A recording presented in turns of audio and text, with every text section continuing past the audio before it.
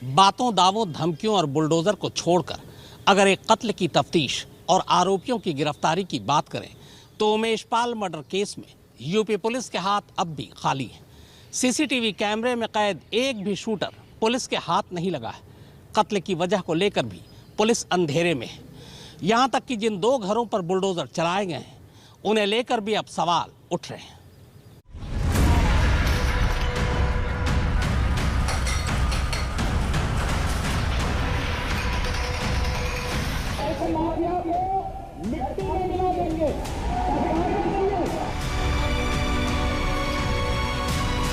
यदि विकास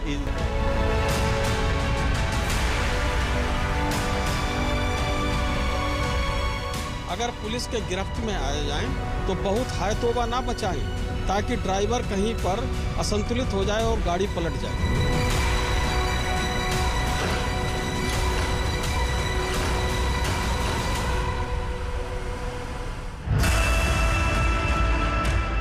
बोल सब रहे हैं मगर सिर्फ बोल ही रहे हैं। उमेश पाल का कत्ल सचमुच किसने किया, क्यों किया, कत्ल की असली वजह क्या थी, कत्ल में कौन कौन से लोग शामिल थे, कत्ल में कौन कौन से लोग शामिल थे, कत्ल का असली मास्टरमाइंड कौन है, सीसीटीवी कैमरे में कैद कातिल कहां छुपे हैं, इनमें से किसी का भी जवाब यूपी पुलिस के पास नहीं है। और तो और उमेश पाल के कत्ल के 7 दिन बाद भी यूपी पुलिस के पास इस बात का जवाब नहीं है कि सीसीटीवी कैमरे में कैद नीली जीन्स और काली कमीज पहने ये शख्स सचमुच अतीक अहमद का बेटा असद है भी या नहीं। इतनी सारी बातें बोलने वाली यूपी पुलिस इस बात पर न मालूम अब भी क्यों चुप्पी साधे। हद तो ये है कि दिखावे के तौर पर जिन 2 घरों पर बुलडोजर चलाए गए उन दोनों घरों का भी सीधे सीधे न तो उमेश पाल के कत्ल से और न ही बाहुबली अतीक अहमद से कोई रिश्ता है। दोनों घरों के मालिक खामखा मारे गए। उमेश पाल की शूटआउट की अब तक की 4 अलग अलग सीसीटीवी तस्वीरें कैमरे में कैद हुई हैं। इन तस्वीरों को देखकर साफ है कि हमलावरों की तादाद 7 है। पर इन तस्वीरों के बाहर दूसरी कहानी यह है कि पुलिस इस शूटआउट के मास्टरमाइंड जिस वकील सदाकत को बता रही है वो कहीं इस कैमरे में नहीं है, लेकिन पहली गिरफ्तारी उसी की हुई। इस शूटआउट के बाद पिछले 7 दिनों में अब तक जो इकलौता एनकाउंटर हुआ है बकौल पुलिस वो अरबाज का हुआ है, जो शूटआउट में इस्तेमाल की गई क्रेटा कार को चला रहा था। अब इत्तेफाक की बात यह है कि किसी भी सीसीटीवी कैमरे में अरबाज कहीं कैद नहीं हुआ है, पर यूपी पुलिस का कहना है कि कार के अंदर अरबाज ही था। इनका रोल ये है कि जो आप लोगों ने देखा होगा सीसीटीवी फुटेज में, ये जब मेन ड्राइविंग सीट पे जो अभियुक्त है फायरिंग करते हुए नीचे उतरा है तो उसके बाद एक व्यक्ति गाड़ी में बैठ के उस गाड़ी को चला के और उसको यू टर्न लेके आके दूसरी साइड में खड़ा किया है और यू टर्न लेके आके दूसरी साइड में खड़ा करके अपने सभी अपराधियों को बैठा के गया है। तो जो ड्राइवर गाड़ी को यू टर्न लेने में और लेके आगे जाके पलटने में था वो गाड़ी ड्राइव के करते हैं। उसकी भूमिका केवल ड्राइविंग, ये उसमें वेपन के साथ सभी टीम के साथ सम्मिलित था। तो सदाकत और अरबाज को हटा दें तो आगे की कहानी यह है कि तमाम बड़े बड़े दावों के बावजूद पिछले 7 दिनों से यूपी पुलिस के हाथ पूरी तरह से खाली है। अगर कायदे से देखा जाए तो उमेश पाल का कत्ल करने वाला एक भी शूटर अब तक पुलिस के हाथ नहीं लगा है। ऊपर से मजाक ये कि गाड़ी पलटने की बातें उसके लिए की जा रही हैं जो पहले से ही जेल के अंदर है, यानी अतीक अहमद।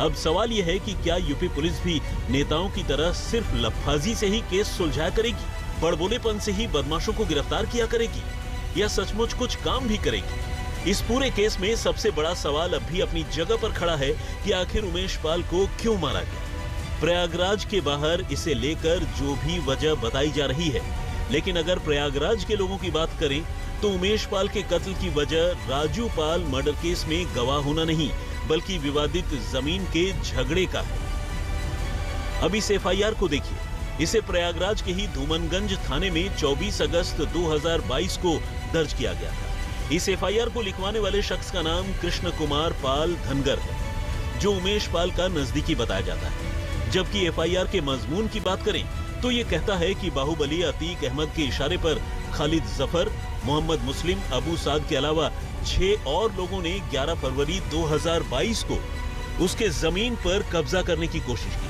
और खालिद ने यह कहकर पिस्टल सटाते हुए उसे धमकाया कि अगर वो इस जमीन की हिफाजत चाहता है तो उसे अतीक अहमद को 1 करोड़ रुपए देने होंगे।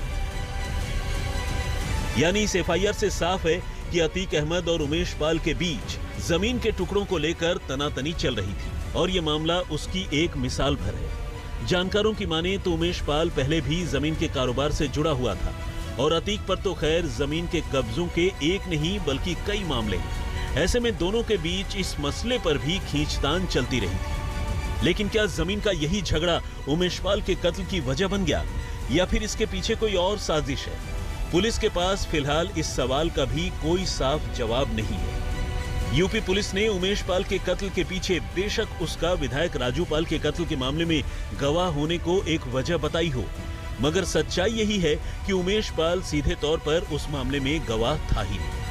इस मामले में अतीक की पत्नी शाइस्ता परवीन ने यूपी के सीएम योगी आदित्यनाथ को जो पत्र लिखा है उसमें भी उसने इस बात का जिक्र किया है। ऐसे में उमेश पाल के कत्ल के इस मोटिव पर भी सवाल उठता है।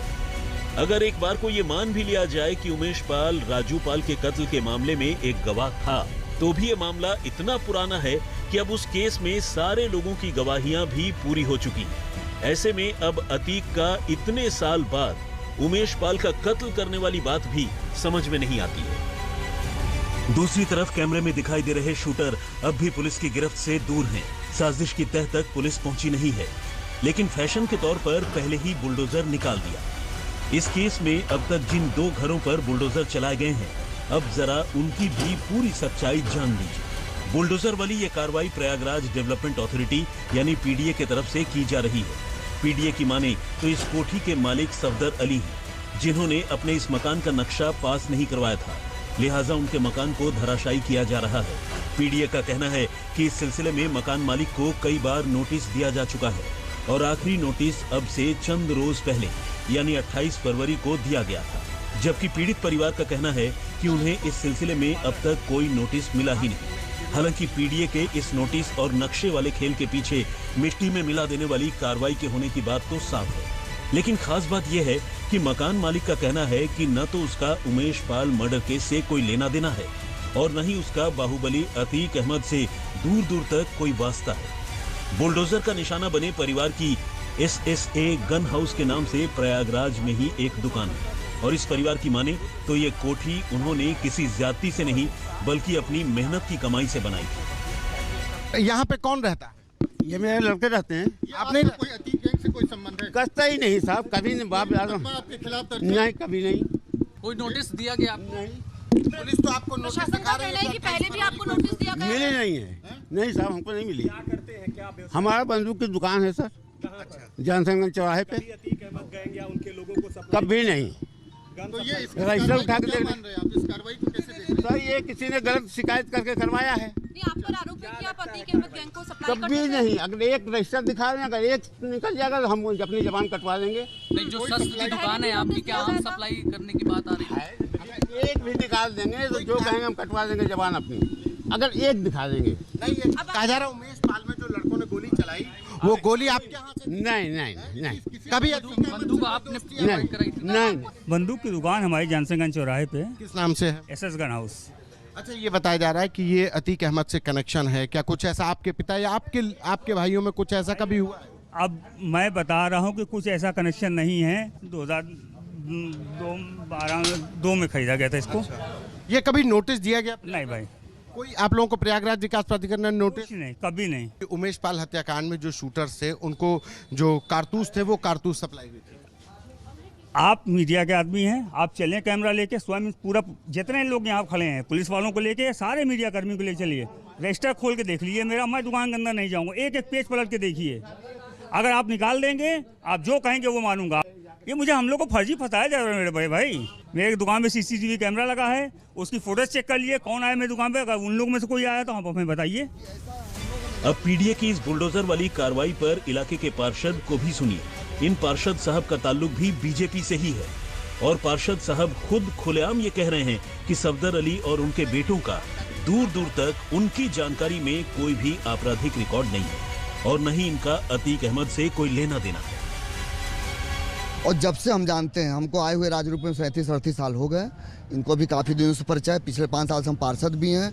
इनके हर मौके पर त्यौहार में आना जाना भी है। और हम ही नहीं, हमारे आसपास के जितने भी हिंदू लोग हैं, आसपास हिंदू ही हैं ज़्यादा, तो आमने सामने कभी भी कोई ऐसा तो मैंने नहीं देखा है कि गलत गतिविधियों में शामिल हों, ये हों या आना जाना हो। इसलिए हम कहते हैं कि ऐसा हम लोगों ने नहीं देखा है। व्यवहार कुशल आदमी है और पूरे परिवार के लोग अच्छे हैं। हर मौक़ों पर आना जाना है, तो इसलिए हम नहीं कहेंगे कि ये किसी तरह से, अब ये प्रशासन का विषय है कि कैसे जांच में आया नाम इनका।